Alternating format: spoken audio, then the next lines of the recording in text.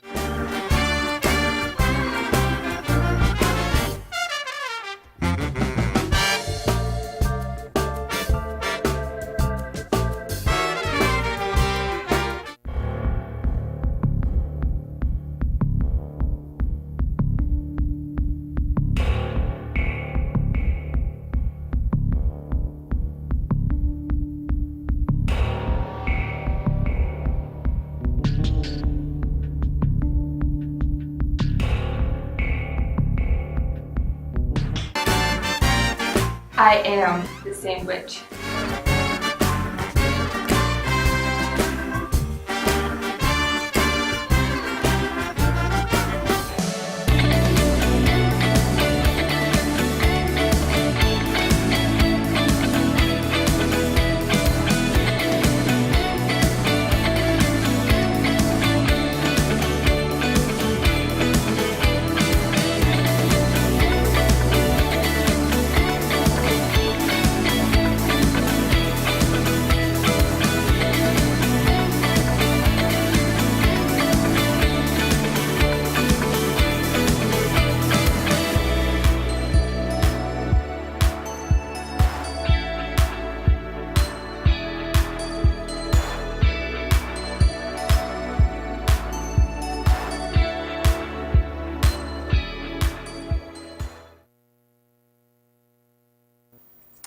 I was thinking, if you're strapped for cash, You could go sell your used books back to the bookstore from 9 a.m. to 7 p.m. on December 19th for the Cash for Books event. You know, that'd be great, especially since money doesn't grow on trees. Hey, speaking of phrases, let's take a look at Phrase Finder's episode.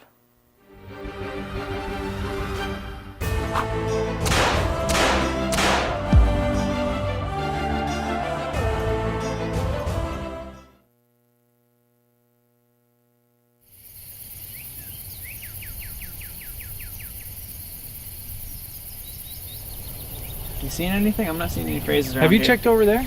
I didn't look over there yet, no. You see anything, Jack? No, the stupid thing's not working right. You flipped around? Yeah. Man, it's cold. Yeah. You know No, what? I I don't think people appreciate that we're out here actually finding these phrases every week.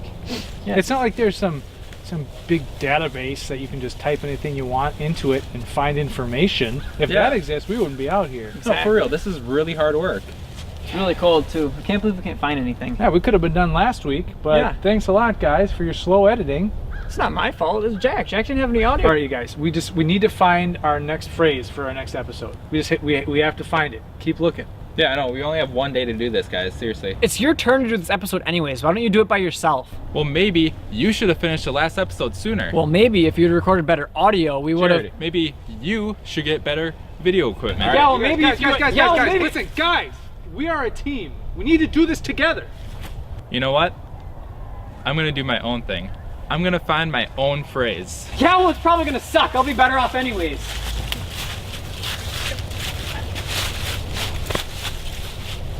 Guess I'm finding my own phrase too.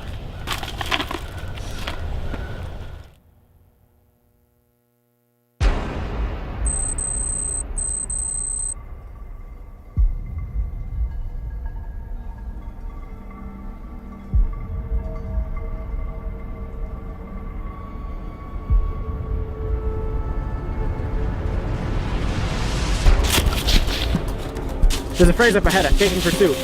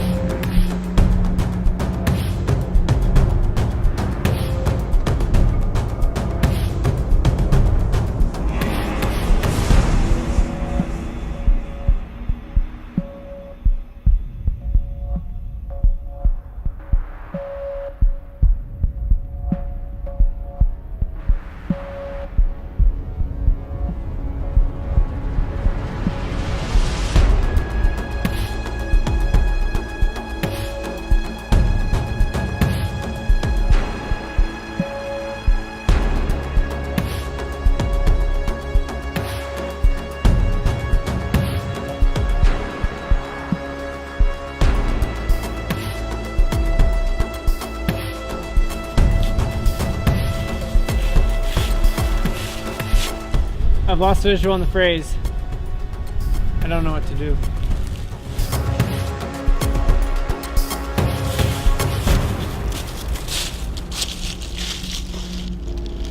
Holy cow. I just can't seem to find a phrase.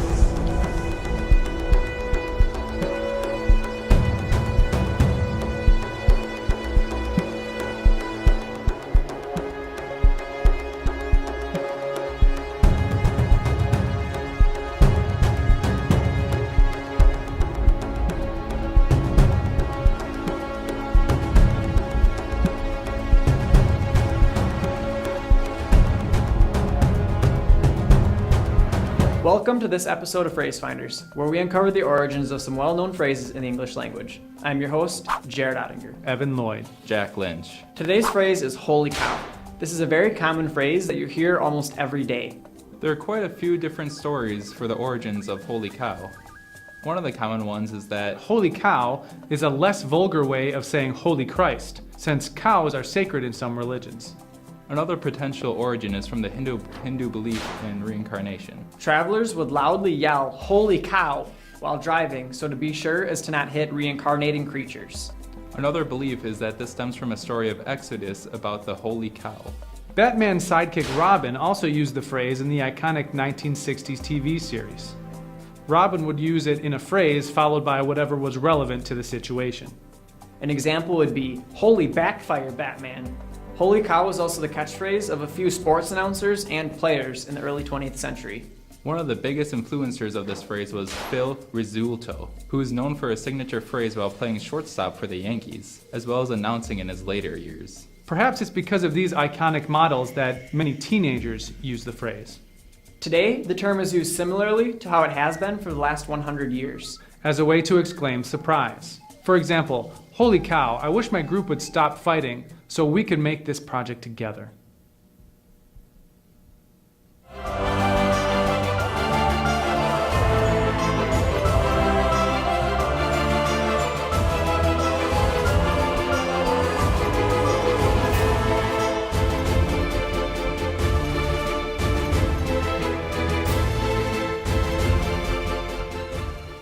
Holy cow! The group's back together.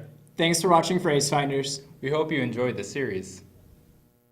Jingle bells, jingle bell. What are you doing? Isn't that the sound an old telephone makes? You are snow wrong. And Or- who would be calling at, like, right now, you know? 4 calling birds, 3 French hens. Hey, look at me. 2 turtle doves, and a partridge in a pear tree, of course. Okay, well, let's just call up Retro Revival and see what they have to say.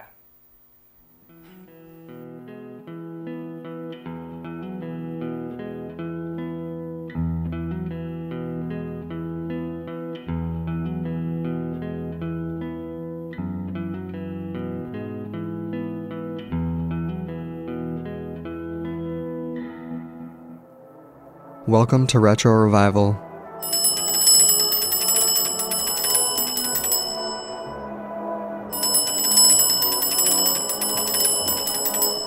This is an antique Kellogg wood wall-mounted single boxer telephone.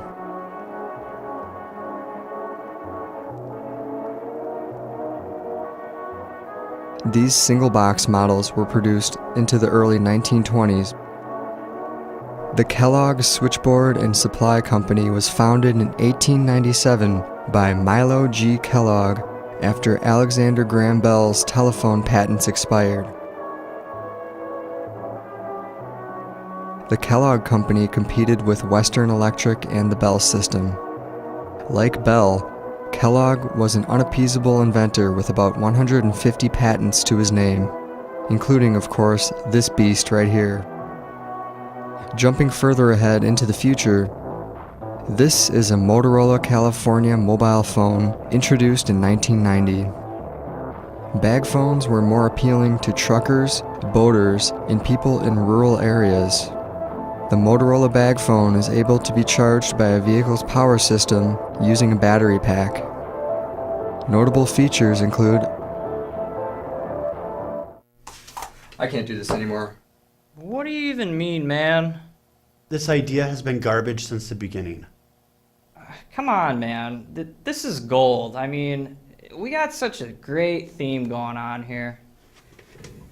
Wait a minute. So, we're filming a phone with a phone? Well, I thought it was a good idea. The shots are terrible, the music's boring, and the voiceover sucks. Well, what's wrong with my voice?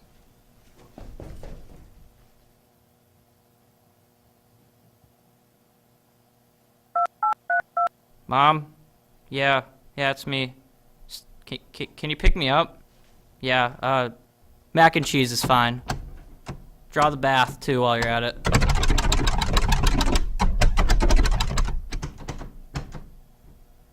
It's locked. It's locked.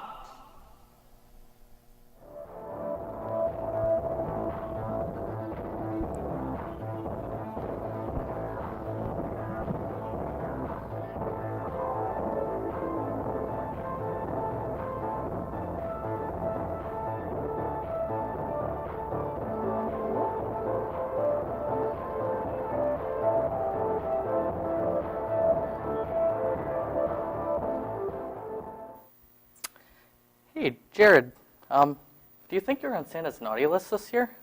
Actually, no, because I hacked into Santa's database and I switched it around.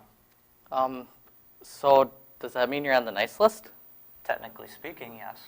But that's going to cause utter chaos. Well, then I will go back in time and change it around if it causes that much trouble. But wait, I already went back in time and tried to stop you. Say, we're in present time, which means I failed to try to stop you from changing the naughty to nice and the nice to naughty, which means the nice people and the naughty people are naughty and the naughty people are nice. So, which list am I on? It's still to be determined.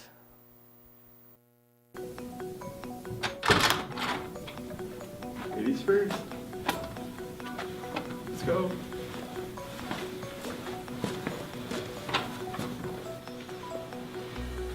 Wait, where's our table at? Kinda need it. Whatever, let's just use chairs. What a bad game. Well, this is it, guys. The last day of class. We still haven't come up with a weekly segment. I guess we're just gonna fail. Why do you gotta be so emo about it? Yeah, I ain't trying to take this class again. What are we gonna do? Didn't we establish like 5 episodes ago that we were time travelers? Oh, that's right. So, we could just go back in time to the beginning of the semester and start it over again? That's a great idea. Alright. Because time travel never goes wrong, right? Wait, what year is this? Calvin, what number did you punch in the machine? 1969. This isn't the time we wanted. Yeah, why did you put in 1969? I don't know. 69 is a funny number.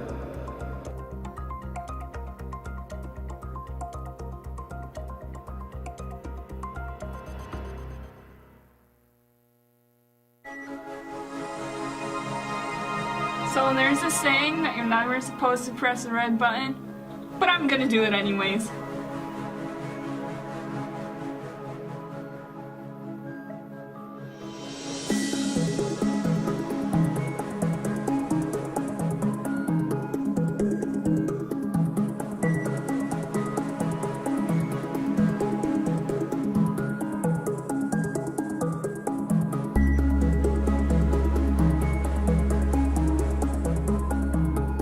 Hey Caitlin, I'm you from the future. I found a time machine and your group needs to use it for future episodes. Past episodes. Where did you get a time machine? Don't ask questions. Just deal with it.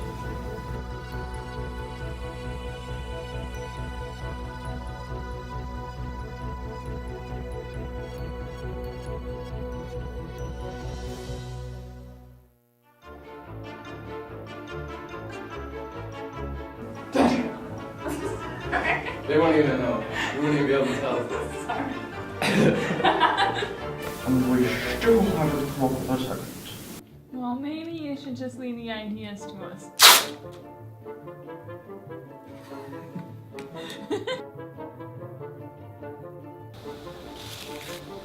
Get some flammable.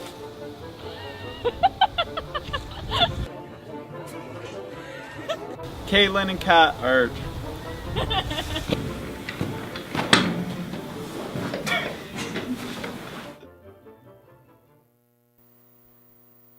So does that finally clear up on how all this like time travel stuff works? No. Well, your brain can rest easy for a few days when the break hits. But I still have makeup work to do. In fact, I have all my projects to do yet. Dude. I know. Well, as long as you get them done by December 23rd, because between December 23rd through the 26th, the campus will be closed. Wow, doing all your homework during crunch time. You are as bright as Donner's nose. Don't make me dish up a knuckle sandwich. Bro.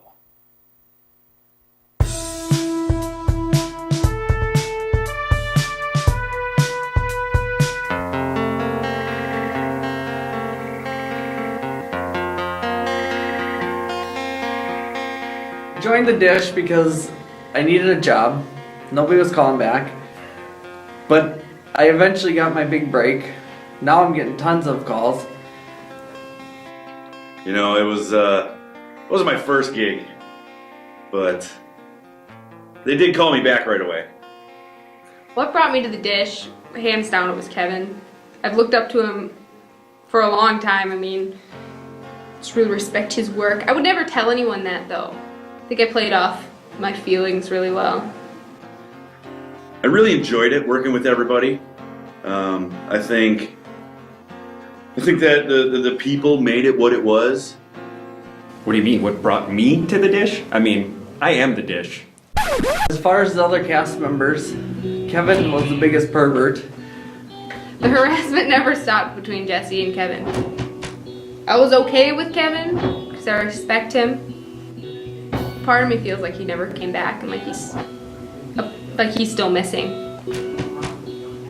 But Kevin, you know, like a mechanic episode? Come on, seriously, like I still did everything for that episode. All the B-roll, all the shots. When they decided to kill him off, I don't know, that was a stupid choice. But of course, Jesse makes all the choices. One of the most uncomfortable moments is when Kevin's always flirting with Kirsten. It makes everything awkward. So they killed off Kevin. That was the point when I stopped acting because I was so upset. I just let it all loose. He's pretty hot as a girl, though. Kirsten, she couldn't act whatsoever. Well, I think we all know why Kirsten was in the group. She was really putting it out there for me, though. She dug it. Picking up what I was putting down. You know what I'm saying? Hey,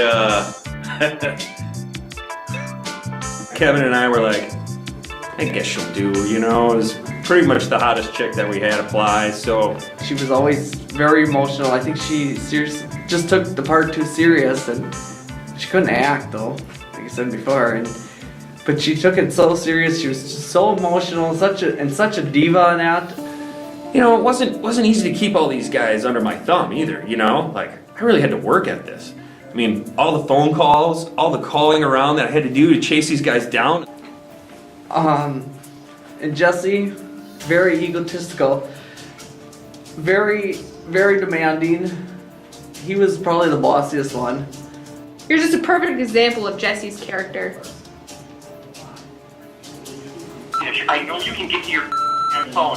Get off the internet and get to your phone. We need you for the Dish. You can't just keep like this. Oh my God, Kristen. Kirsten, sorry. You're off. He didn't really care about me. He wouldn't even learn my name.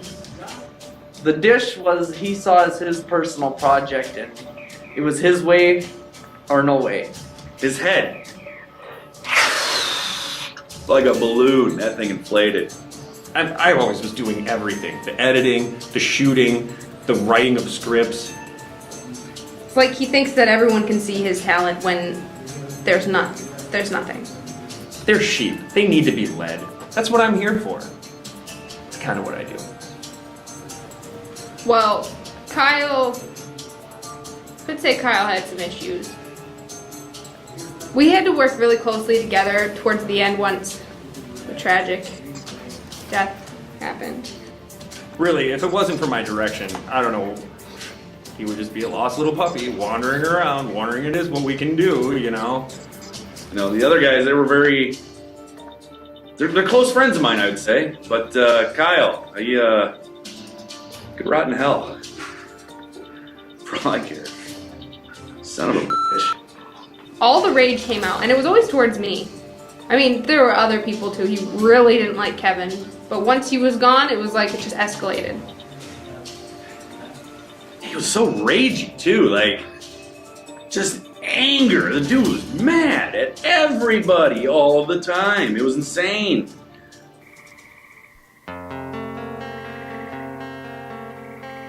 One of my favorite moments for The Dish was when we filmed the book club episode. I think that was, while it was the worst plotline we've ever done or tried to pull off, it it featured me a lot, and they gave me a chance to really express myself. I don't know, you really have to be a method actor to pull that off. Let's see, the best moment on the dish. I think the best moment was probably when Kevin 17 and I made out. That was freaking awesome. That was a starring role for me. My phone rang off the hook after that. They're even talking, there's Oscar buzz about it.